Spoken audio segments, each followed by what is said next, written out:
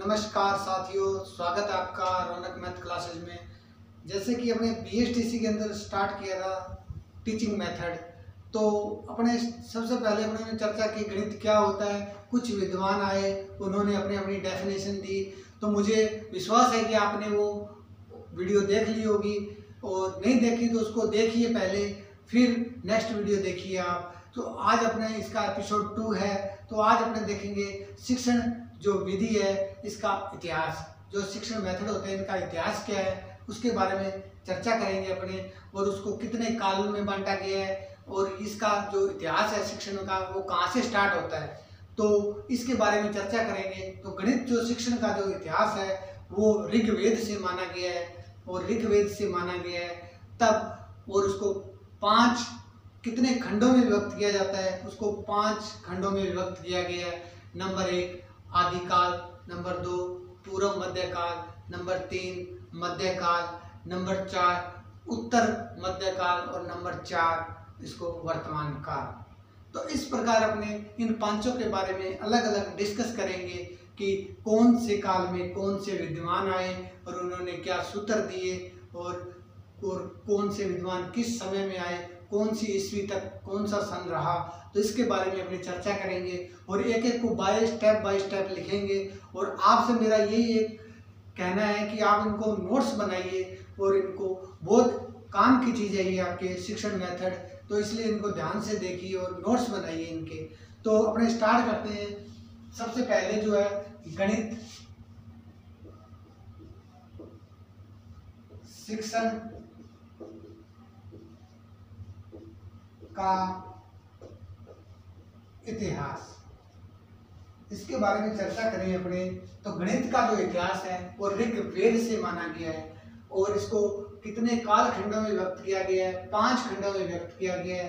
तो ये अपने बात लिख सकते हैं कि भारतीय गणित शिक्षण का इतिहास ऋग्वेद से माना जाता है, ऋग्वेद से माना जाता है। और गणित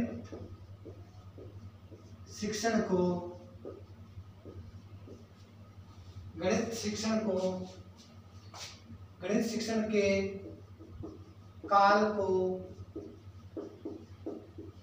5 खंडों में विभक्त किया गया है, 5 खंडों में विभक्त किया गया है। तो 5 खंड कौन कौन से है। सबसे पहले अपने बात करें तो वो है आपका आदिकाल। तो आदिकाल के बारे में अपने लिखें तो सबसे पहले जो आदिकाल है आपका नंबर 1 पे है आदिकाल। आदिकाल का जो सन रहा है वो रहा है 500 ईस्वी पूर्व, 500 ईसा पूर्व से लेकर, जो 500 ईसा पूर्व है उसके जो काल का जो समय है, ईसा पूर्व तक का जो समय है वो आदिकाल में डिनोट होता है, यानी यहाँ तक का समय। तो 500 ईसा पूर्व का मतलब ये हुआ कि 500 ईस्वी से पहले की बात कर रहा है ये, ईसा पूर्व यानी 500 से पहले की बात। तो 500 ईसा पूर्व तक की जो बात आदिकाल, इसके अंदर 2 काल थे आपके, इसके अंदर 2 काल पढ़ेंगे। एक तो पढ़ेंगे वैदिक काल, एक पढ़ेंगे इसी के अंदर उत्तर वैदिक काल।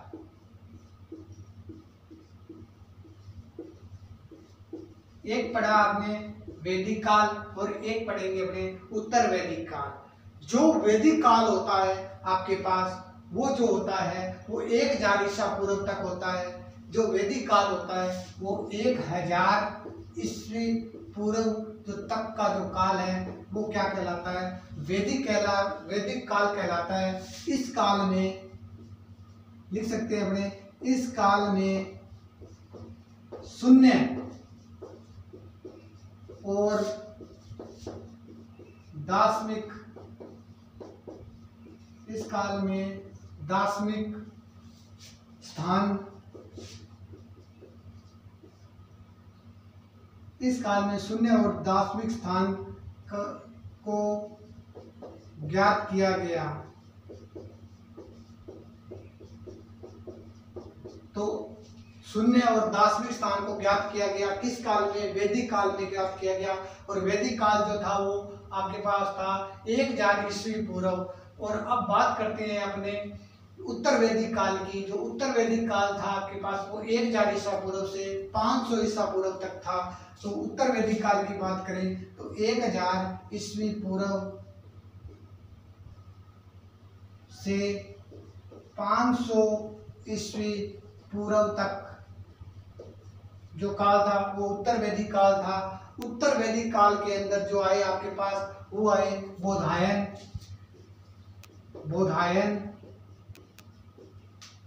कात्यायन और अगस्त्य। ये 3 वैज्ञानिक थे। ये उत्तर वैदिक काल में आए 1000 ईसा पूर्व से 500 ईसा पूर्व तक, यानी 1000 से पहले की बात कर रहा है ये। तो उसमें आया बौधायन, कात्यायन और अगस्त्य। बात की आपने आदिकाल की। आदिकाल को 2 भागों में व्यक्त किया, वैदिक काल और उत्तर वैदिक काल। जो वैदिक काल था वो 1000 ईसा पूर्व से तक था और इस काल में शून्य और दार्शनिक स्थान को ज्ञात किया गया। और उत्तर जो वैदिक काल था उसमें बौधायन, कात्यायन और अगस्त्य आए। उत्तर आदिकाल के बाद में पढ़ेंगे अपने पूर्व मध्य काल। तो प्लीज टेक स्क्रीनशॉट। स्टार्ट कर रहे हैं। तो दूसरा जो काल था आपका वो था पूर्व मध्य काल। पूर्व जो मध्य काल था आपके पास उसके बारे में अपने चर्चा करें। तो जो ये पूर्व मध्य काल है वो है 500 ईस्वी पूर्व से 400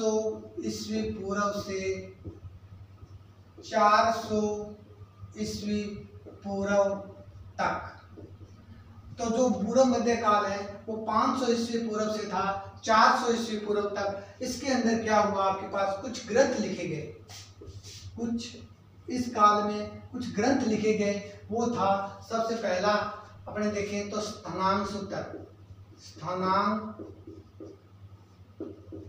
सूत्र, एक था भगवती सूत्र, स्थानांग सूत्र, भगवती सूत्र और एक आपके पास था अनुप्रयोग द्वारा सूत्र। अनुप्रयोग द्वारा सूत्र, ये कुछ ग्रंथ थे आपके पास वो लिखे गए। स्थानांग सूत्र, भगवती सूत्र और अनुप्रयोग द्वारा सूत्र। तो पूर्व मध्य काल की बात करें अपने तो वो 500 ईसा पूर्व से 400 ईस्वी तक था। इसमें कुछ ग्रंथ लिखे गए, स्थानांग सूत्र, भगवती सूत्र और अनुप्रयोग द्वारा सूत्र। अब तीसरे की बात करें अपने तो तीसरा जो काल आता है पूर्व मध्य काल के बाद में आएगा आपके पास मध्यकाल। मध्यकाल जो था आपके पास वो था आपके पास 400 ईस्वी से लेकर 1200 ईस्वी तक। 400 ईस्वी से 1200 ईस्वी तक, यानी कहने का मीन्स यहाँ जो ईस्वी पूर्व है यहाँ 400 ईस्वी आएगा और 400 ईस्वी से 1200 ईस्वी तक ये जाएगा मध्यकाल के अंदर। तो आपसे पूछा जाता है, क्वेश्चन आता है एग्जाम के अंदर कि जो मध्यकाल है वो कौन सी ईस्वी से कौन सी ईस्वी तक था। तो वो 400 ईस्वी से 1200 ईस्वी तक था ये, लेकिन पूर्व से 400 ईस्वी तक था। पूर्व का मतलब पहले चलते थे, पहले उल्टा चलते थे। तो 400 से ईस्वी से 1200 ईस्वी तक जो था वो मध्यकाल था। और क्वेश्चन ऐसे भी आता है कि ये क्या कहलाता है, स्वर्ण युग कहलाता है। तो प्रश्न कौन सा ऐसा काल है जिसको स्वर्ण युग के नाम से जाना जाता है, वो है मध्यकाल। तो बहुत बार प्रश्न आया हुआ है ये, तो इसको ध्यान रखिए इसको कि जो स्वर्ण युग होता है वो होता है मध्यकाल। अब मध्यकाल के अंदर अपने बात करते हैं कौन कौन से आपके पास वैज्ञानिक आए, कौन कौन से विद्वान आए आपके पास मध्यकाल के अंदर। तो पहले मैं चर्चा करूं कि एक आर्यभट्ट नाम का एक वैज्ञानिक था आपके पास, आर्यभट्ट प्रथम। आर्यभट्ट के बाद प्रथम के बारे में बात करूं मैं, भास्कर प्रथम।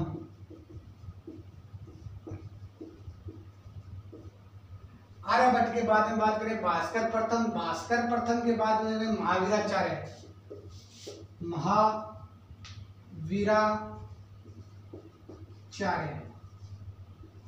महावीराचार्य, आर्यभट्ट प्रथम, भास्कर प्रथम और महावीराचार्य, और एक था आपके पास ब्रह्मगुप्त।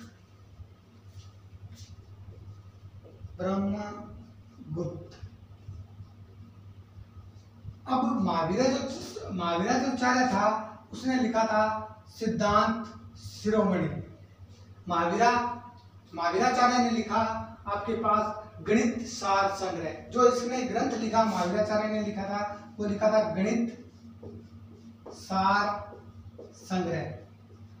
तो ये क्वेश्चन वेरी मोस्ट इंपोर्टेंट बनता है कि जो महावीराचार्य था वो कौन से काल में था, वो था मध्य काल में, और इसके द्वारा कौन सा ग्रंथ लिखा गया, वो लिखा गया गणित सार संग्रह। अब बात करते हैं अपने आर्यभट्ट के बारे में। तो आर्यभट्ट से दो बातें निकल के आती है सामने। तो आर्यभट्ट जो था उसने सबसे पहले पाई का मान दिया। पाई का मान होता है 3.14। तो ये जो पाई का मान दिया आर्यभट्ट ने, तो ये होता है आपके पास पाई का मान 3.14। लेकिन क्वेश्चन कभी कभी जब पाई की वैल्यू आ गई तो मेरे एक माइंड में आया क्वेश्चन कि पाई जो होता है वो एक परमेय संख्या है या अपरमेय संख्या है।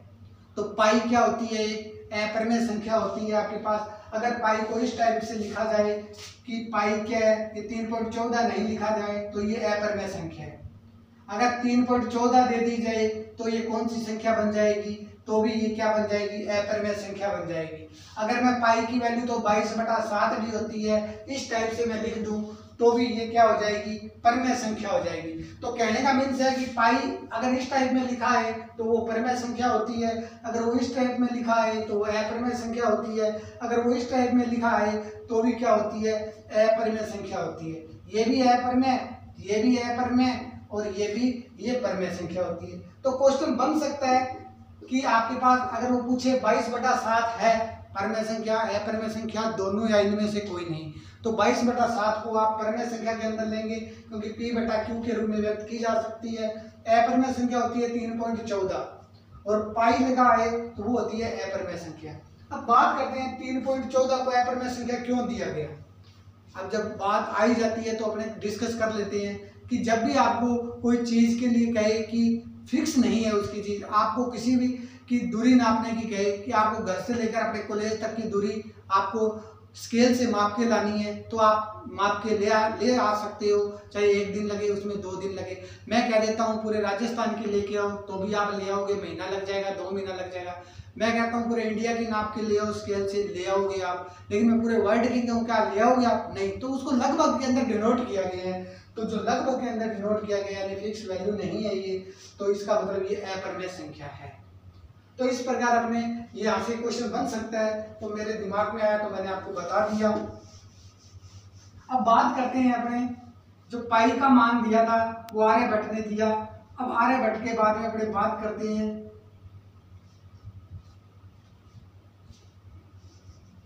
आर्यभट्ट के बाद में बात करते हैं अपने आर्यभट्ट ने एक और दिया, त्रिकोणमिति जो होती है, त्रिकोणमिति में व्युत्क्रम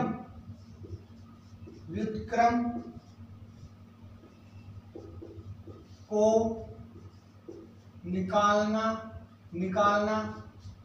त्रिकोणमिति के अंदर व्युत्क्रम को सर्वप्रथम प्रयोग किया। त्रिकोणमिति में व्युत्क्रम का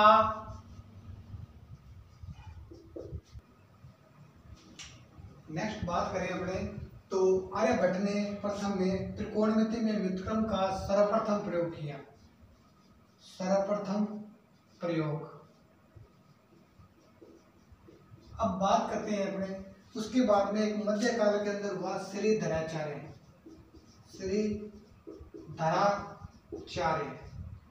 श्रीधराचार्य ने द्विघात समीकरण को ज्ञात करने के लिए द्विघात समीकरण को ज्ञात करने का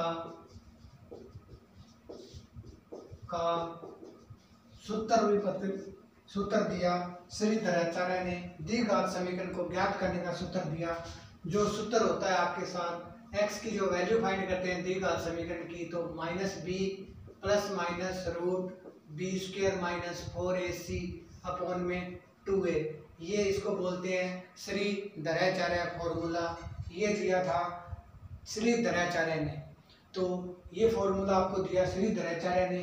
अब बात करते हैं मध्यकाल में एक विद्यमान और थे, वो थे श्रीमती मिसर। तो मिसर ने एक तो दिया सिद्धांत शेखर, एक दिया गणित तिलक,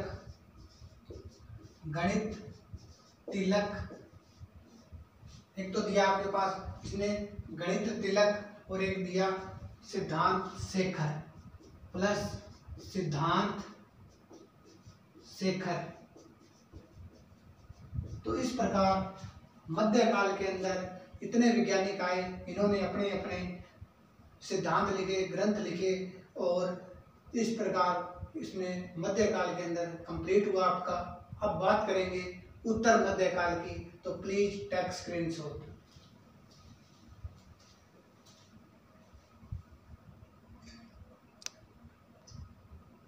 अब बात करते हैं नेक्स्ट 4 नंबर, उत्तर मध्य काल। तो जो उत्तर मध्य काल जो होगा आपके पास, वो कब से लेकर कब तक था? वो था 1200 से ईस्वी से 1800 ईस्वी तक। यानी यहाँ ईस्वी चलने लगी। उससे पहले जब आदि काल में होता था ईस्वी पूर्व चलता था, अब ईस्वी आने लगी।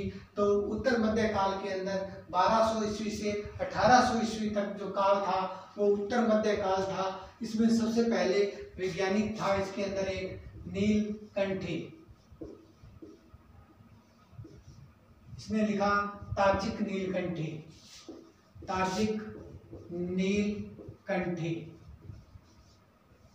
तो ये इसने ग्रंथ लिखा ताजिक नीलकंठी। दूसरा था इसके अंदर आपके पास कमलाकर। तो कमलाकर ने जो लिखा इसके अंदर, वो लिखा सिद्धांत तत्व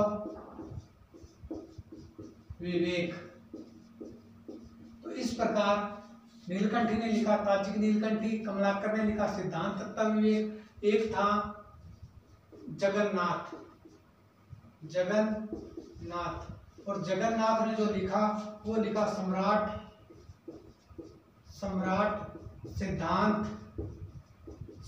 सिद्धांत पुस्तक। तो जो उत्तर मध्य काल में आए 3 वैज्ञानिक थे, नीलकंठी ने लिखा ताजिक नीलकंठी, कमलाकर ने लिखा सिद्धांत तत्व विवेक और जगन्नाथ ने लिखा सम्राट सिद्धांत पुस्तक। अब बात करते हैं 5 नंबर पे, जो 5वां काल था वो था वर्तमान काल। जो इसके अंदर है ये 1800 ईस्वी से वर्तमान तक, यानी वर्तमान तक। तो जो वर्तमान काल था वो 1800 ईस्वी से वर्तमान तक जो चल रहा है, उसमें था एक तो करसन तीर्थ जी महाराज, एक तो थे इसमें करसन तीर्थ जी महाराज। करसन तीर्थ जी महाराज ने वैदिक काल में वैदिक गणित के बारे में पता लगाया। तो सबसे पहले हम देखते हैं कि वैदिक गणित में जो वैदिक सूत्र दिया था, वो दिया था वैदिक गणित में वैदिक सूत्र का प्रतिपादित किया गया था। वैदिक गणित का जो करसन तीर्थ जी महाराज है वो वैदिक गणित पढ़ाते थे और उन्होंने वैदिक सूत्र दिया।